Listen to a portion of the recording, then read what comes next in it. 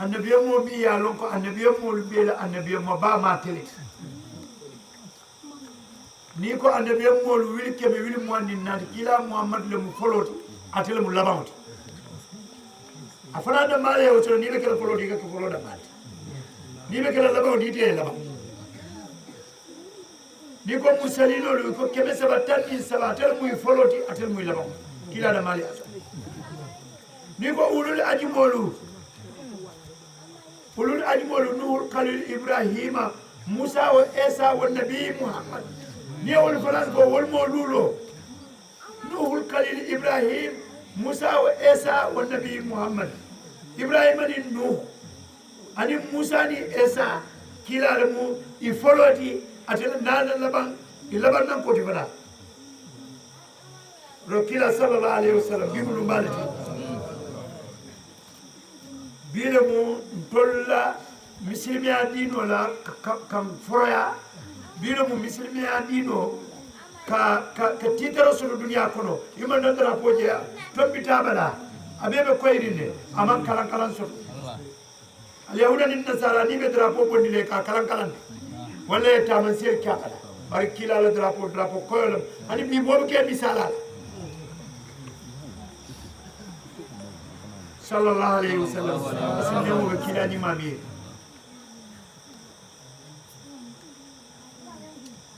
jati yomi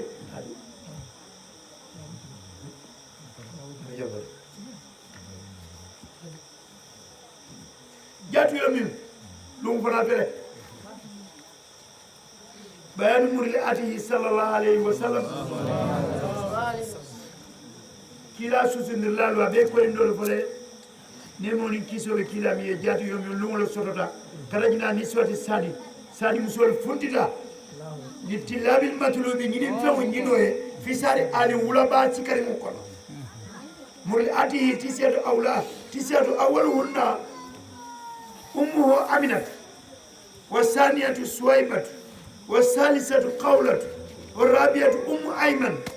khamisatu wa imratuhu sadiya خير حليمة والثلاثة النسوة من الأواتك القريب من الكالسة وحليمة أكثرهن الله أجل من التوفى حليمة السياقة بيتي سوسندرولا برجل بي سنجودو كلا كاروتولي أيا سوسو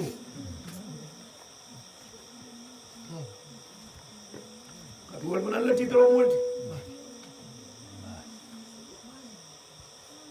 biri tada wulo kono sadiya musol tada wulo kono wolumula itada wulo kono mtolde nintola manika du mun sabo musol bode tada ku jañino wala dañino fasamina munadiya irade ibije wala nyama be ku jañino le nada mo hati ko kumala aba fala atul sadiya musol nan lafta kunna diya sodola atul sadiya musol nan lafta be diya sodola atul sadiya musol nan lafta be ke arjana diwdi atul sadiya musol nan lafta be dum arjana kawla kayrim kuma kaw kayram ala ko min nanyim min fati nala umul qura niamoy umul qura wala kila sallallahu alaihi wasallam amu kita sate minto e ka bajele umul qura ko sate be bama bari wo fana dalilo e bala niaje ko sate be bama sallallahu alaihi wasallam baitul mamur abedun duniya janni kumo sutiyando baitul mamur bedun duniya janni birin no wula tufan wa mo bina birin nuhulo wa mo binala ala ko malaiko ni ko alta baitul mamur bondi dunia banku kulo kan aliya samana sant imamo ko jima malaika wil tawro laka hijije wo malaika wil tawro lo min kataje wol ko muruje ko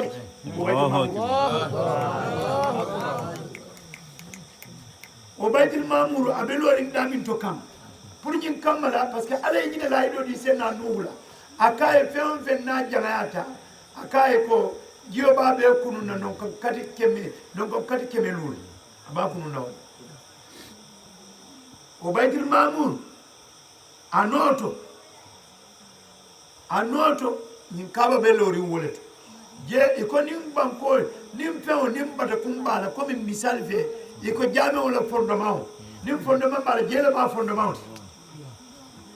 ke kabe be lori min kan tata le fo bayti atata le fo banko fata woro loto nakita banko jaaro duma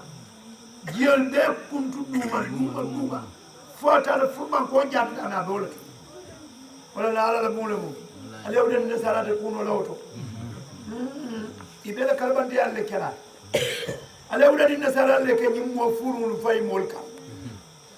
min ya lon koy be molle dino poti fotala min ya lon koy be molle moyal poti fotala min ya lon koy be molle kitabul poti fotala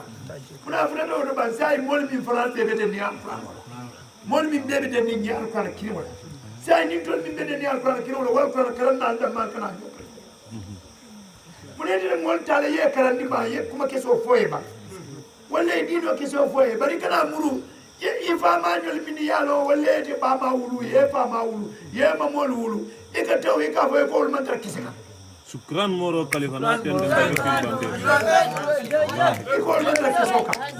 kede hey ite fam bulu wallahi ibe kodo le bulu ibe kodino le bulu ala foye ta kodo nyini fanna dola mode nyi dino ma ko yandino la mode nyi misilma ma ko yandino la mode kilala yi sunno ma ko yandino la mode kilala interasilo ma ko yandino la janni dunya mi wulla shukran moro khalifa ayawde din nasara la dabarula ayawde din nasara la dabarula imaji ka dabaro min bededa e ka kalabantiya min bededa imaji bi de wo min be lari kan ni sa de wo min be kan te misilmol kan wallahi misilme banku jumale mo yamuy ikoy ko aka min fa France ñolu ani Italie ñolu Allemagne ñolu Espagne ñolu aka min fa woluto ita tarla ite o tarla dula kilinto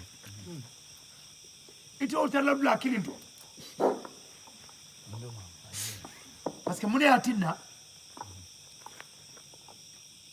atinna ila kafir yalamu ila kafir yadro ila fika dino makuya ye palando nati molte min kalamtala ita londo la mune ko kusival nati ala la masaya babulle bari me dunya min kono tay ñin dinan kilala ñin dino anen kilala ñin sunno wote makuya la sallallahu alaihi wasallam itola ka kodo di molula min ya lonko yenyi alquran wala karam itola ka kodo di molula min karanta ka nyi dino karam kilala nyi silo karam min ya kilala nyi kitabul karam min ya kilala hadisul karam itola ka kodo di la ka foye ko altalia foye te ali pojo ni lafta mo ma ku yandila ala suo kono ika jewo tarandi woleto ika kele la tarandi woleto ika sukusuku la tarandi woleto nyin kamala foysi dia mo siandi je wala atinna fawn la dino yo mol soto na dino kono min yalon ko yo wolleta ka foye ko albule la dino no ma aliya pocho albule la dino no ma aliya ki ko ka bako imantara silo kan ñul ka ñaan qur'an min kara watu alquran kara na fatala watu al-fatiha tan fatala watu allahumma saltana al-fatiha bodo min dole ngam alquran mo dun ni be sella ika al-fatiha ta mo ni be sella mo na man sali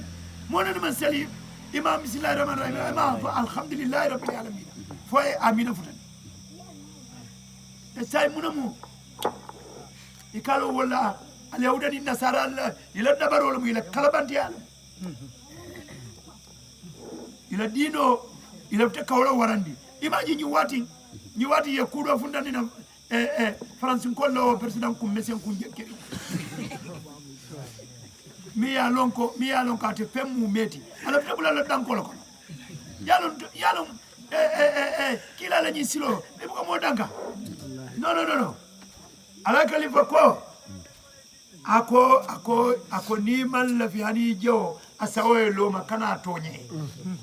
ni atonya asawe lo le male ala ko alquran ko man yatawakkal ala allah fa wasbu mom yela nyaatu kando sembendi ala la ndela be kire wasoti inna allah baliku amrahu kad jala allah li kulli shay'in qadir sai mun tuda isalun dabar won dabar biya nim fere biye anin kalbandiya biye ala wudani nasaral be ko e fen natalie hana Allah majil solomu wala Allah ba ni adi andale ha mbal ma ko letene mbal fen keletene mbal ye wulu ital ma ko let Allah dino tinya dron na Allah tan fanda andi Allah jiko bondika ali ala nin kila muda na folo koleata Allah ba to koleata to birin kila mukita ñine kidale wonen nasara hani bi be sabari inin diminna konkondi wala mu ni mu muslimo di kay ndeni ka bal min du imagine ina de ka bunna mole ko mbe muslime di muso ñini lale mbatu bindilale ni ya tay koy bi da tu bindila akabe tu bindilale prasi muslimo atul muslimo di muso ñini naye ko natata ka kuwo kuke aka kuwo kuke hani biya mun to kukilun ate sunna ate salla ate jakabola imaje tata fo mo le jakabo ya ma ko yandi bulu ikamoje na fulo babul jamaa ni so babul jamaa baba babul jamaa sadio babul jamaa ne ma lo jakabo fo minti am ga son kam nani mol bin basiri nyoka te nyente jakobola ay kamba wol kama akoy ko nyindi so ala ta aliya wa bin jakobola abi jakabo man nawle abe ale wudani nasara kalbantiya ani la barkandiya biri hadi foko sadia musoliye ko nala umul qura ha satie ba min mol bebe den ningela yelamu satie bebe amati asotota je mauludul kamali wuludi nin kamali wuluta je mi anonko anyone ma wulu dunia mu metu hati fo diamu da fo mo ni musolo ma bebe o wulo ko ibe ala moy bari yare kan na halimatu ko be chomali wala mol bebe nyabe na halimatu laka puri sama man ibe maman ta wala nyama wara jana mi sari ibe bodana wulo ko la matu mo bin na samina ye moy roke wastamarna ye tesiti wala nyama ta jamuna fo o musolo ko bitalale illa so al kadani ni karona kumo bim fote ya moy ida mal ya moy na wulo kono foto nyale ba kono bam foto nyata ko ha wo musolo ma hunna halimatu bintu sadi be wo musolo kono fi atani musolo biri be setana inata biri be setana ye wakili ibodane la da nyini dulato kan khalifa morba ka misal nyami ku ca nyini dulato lomba wala da nyini dulato wala bilala nyini dulato lomba wala na nyini dulato biri sedene nata fanka wala nyami tulmi ya moy momo yela suol city yela falol city yela fewul be city iko sa en femman tuje alga tanu ka tun tole kibaro min soto kibar bal moti momo e wadi ni soto susu ndirola itala dunia ni la lakiro be diatele adibe ni nar jana halimatu be kono fi atani wa kulluhunna istikhali fal musujukuma to babulu fal muso babulu mi ya lonko labar ni mulam fal muso babulu mi ya lonko amma ni aje e fon ka bo nyimma labe kende ari domoro ya manke wala domoro ya manke bari wo musolu mu be wa kulluhunna istikhali yimu be be solari fonyin kamala isi futa maka jahamnal murliyat susinde la musol tan wala nyama tanta amna hani foy be kempa makatu maka fawdo fi sururi seo ba kono wali itiyale ni fanye sikoko ibe tan wala nyama momo ram moro kodi akoy ram ta nyoti ikibirta nyoti isetele jorawul kam oda kalna ay dunto wala nyama fidari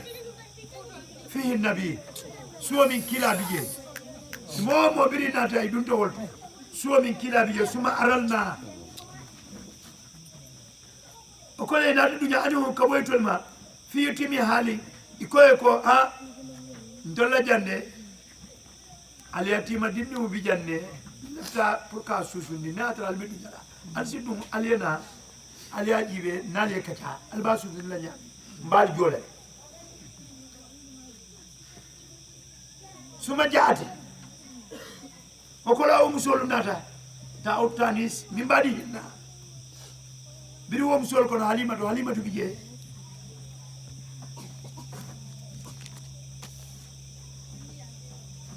jadduhu kila mamokan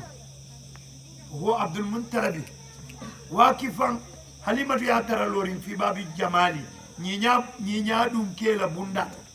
نينيا دوم كيلا بوندا ولا كيلا محمد صلى الله عليه وسلم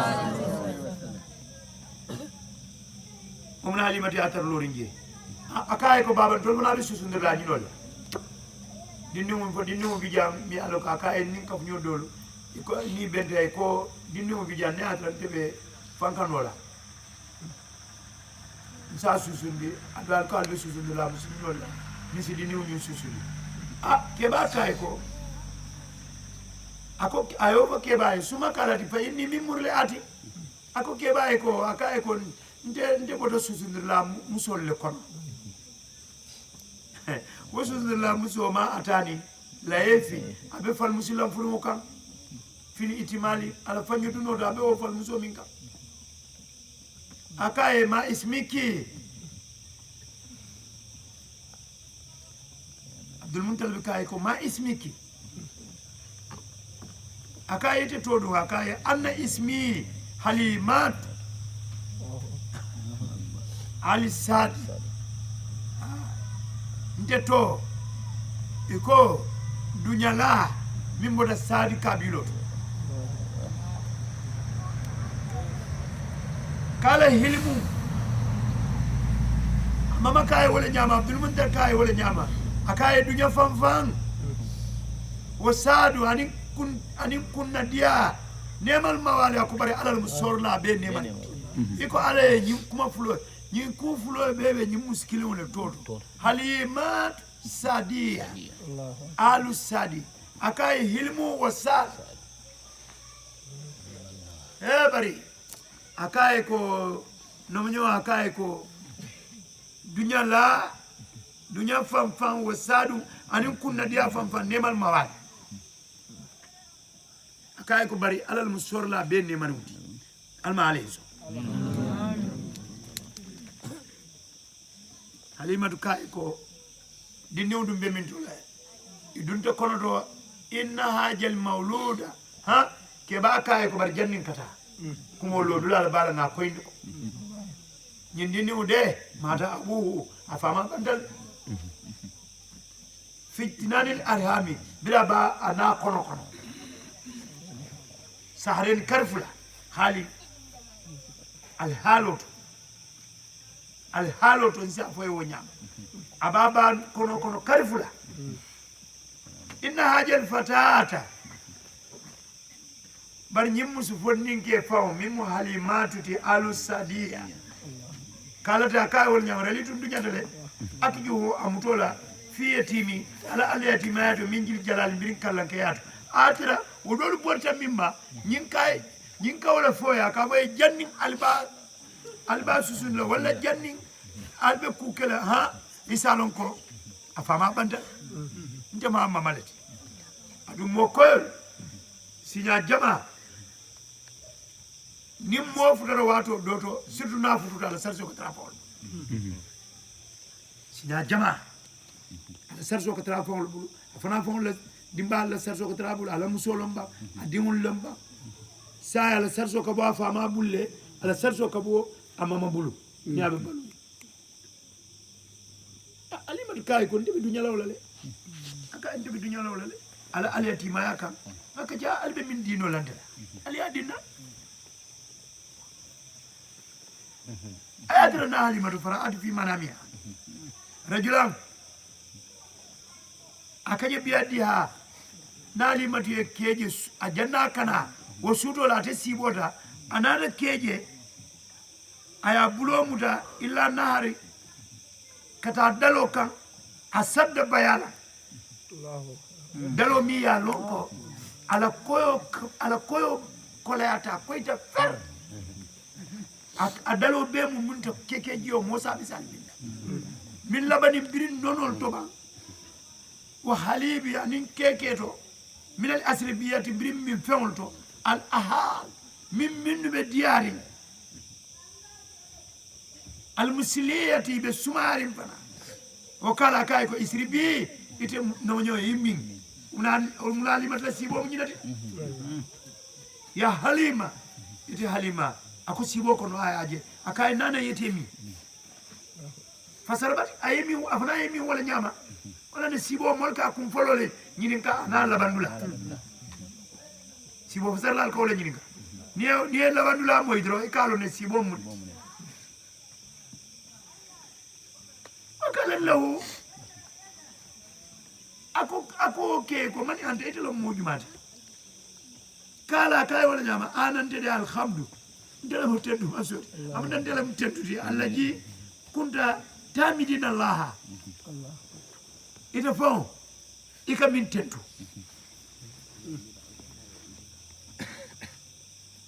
fi sadaidi wal kutubi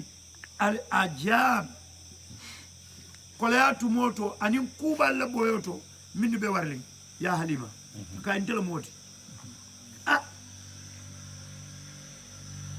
lakal busra akay sewa fele halima brilati sayyidil mursalin mba fele ko ite halima itele be annabiyo molu be kuntio kilariya molu be kuntio itele ba susundila ayo fo halima tu Allahu akbar lakal busra brilati sayyidil mursalin sewa fele butum itemi ya lonko itele be kilariya molu be kuntio iba susundila o kayrit bariyati anin tintilan ko be kayrama yalla ni aje ka fu tintilan ko kayrama wala mini be banko nyakan anin mini be bakon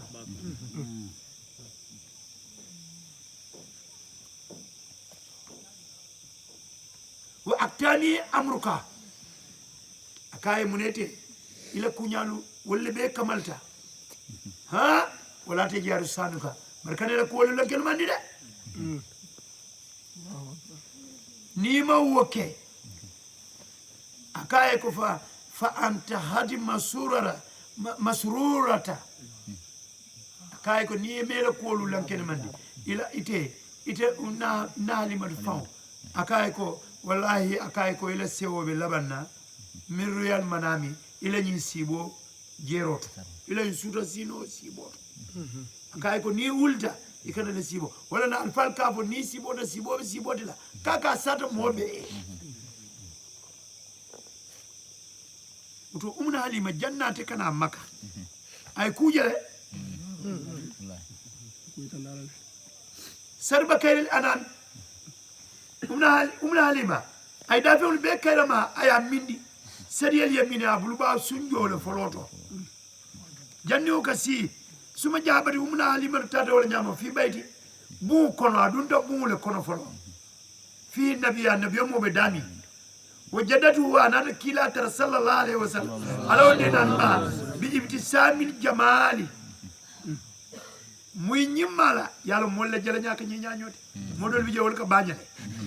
modol bi je wala jelo day jelta tro yi ka kanu wala nan ka bu mol yalla ka bañal baño mu ka fato jere lo ka bañal baño man beti ida jelle ka bañ ya man beti ha bi ibtisami ay kila trabe muyola al jamali muyo min be nyaani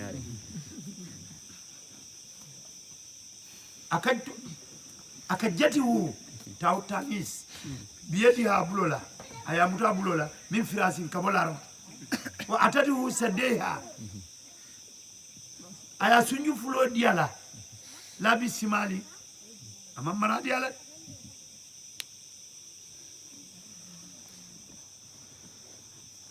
sarba kayril anami dafewul be kayrama nata anato susu nya wala nyama sadiyal yamini nalimatu buluba sunjolto fasumal mara wa tarakahu ayatu lil mawali abisi nyolle isalon ni mo nabi multi sallallahu alaihi wasallam summa maqsad okola nalimat na wuju wutu wala nyama a wututa la de ha nyulbata ma muddata yasiri uci soniari wala afana ba muda dindi muta kontante dindi mutola asewota aya susundi ala nyimbuluba sunjoto akaba samalana maradu kila manson ayatu ika kai wotu ay wotu akafunyole niamo e mobe kala susundi la musoda ay diwul lel soto na ko akamini susundi afamu diwul to ni ma wo soto e buko nono soto sa ko mara sunjo ay wotu ay wotu akafunyole umna alimatu diwul minu ake susundi wallahi kila man haram domlati umna halimatu o karbota ta fon sawarta a contanta a sewoda kila la kola a sewoda suko non kola kola abi dinni utala aba skandina nema maxing uchomi a kije wala uchu nemari uti wonema ani umna halimatu le mu adama diwul be nemari uti min jili jalali min boda kala ke anemo ajamuha وكرمها أمه أمنة المرلية نا أمنة براي مسلمون كينيا يولمو نمنيو فون كينيا يولمو أمنا حليمة نا حليمة يا كينيا أجموها أيا ورندي إجاما ورلا من أمي سيدي من بدا كيلا مكيلا تو ولمو أمنا أمنة كرموها Abdul Muntalib fanaya bunya kirama bunya la min jaddi ali Abdul Muntalib min botam mamol be sikariwt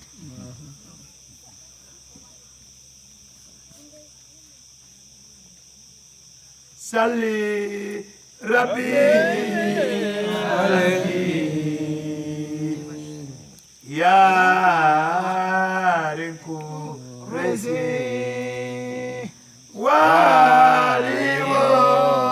Saba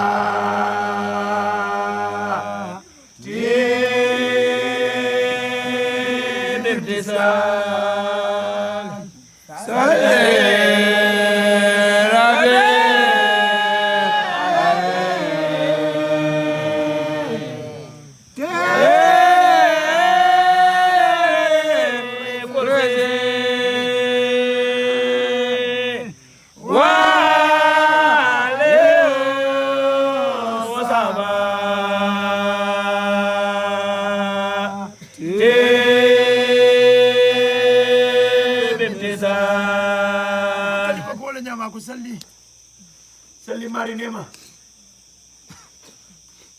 rabbi ten kulula yene mo ke kila ni may sallallahu alaihi wasallam ala ektiyari kureshi kolla mo suwandiri mbakan wala kilata sallallahu alaihi wasallam wa alihi anin kilala mol wala ma diwluti ana dunkelu wala ma ba diwluti wala mo kureshi ne hasimin kolluti wala mu wasahabati anala sahibolu anala no nyolu wajihi wa jurriyatihi wa bada lil ujudi min kal karimi min karimi abahu kurama wa bada lil ujudi min kal karimi min karimi abahu kurama kalifa ka folla ko ajamuha e jaman mi ummi seydi karramuha kiraman min jaddi ali ajamuha e jaman ajamuha e jaman mi ummi seydi karramuha kiraman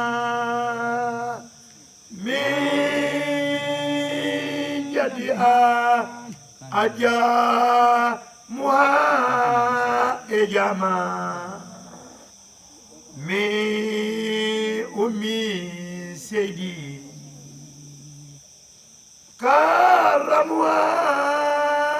kirama mi jadi aja muha na aminatu umna halimatu wala dile aja muha na aminatu ye umna halimatu warani e jama wara fanna mi ummi sayyidi birin kuntiyol be bama karamuha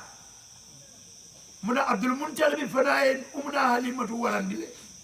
kira a buñale kira man buñali fanna min jaddi ali wala mu kila ma molu be sikarimuti sallallahu alaihi wasallam wala nala ko alquran ko ya ayyuhal ladina amanu sallu alayhi wa sallimu taslima adul milladan de alala ni minu nala na mol be fo ala ko ba bani modi ube man lala akoy di umi fa wulu fa be man lela iram sol min fa be bulu be man lela yetal bol min soto be man lela minu lati lay fo ko lonne idin to bang ila musuto bang ila talibe to alman be bulala lanna mol kono ala kalima alman be bulala lanna mol kono ala kalima kata tel mun wasila to atel mun ko beti anata duwa nyefana anata ay satelo ay kordalo ay ko beki jang alquran tumbulu jang ka sabati nimbulo alaw masalo tumbulu to almani mani kafar kala alaj muhammad khalifa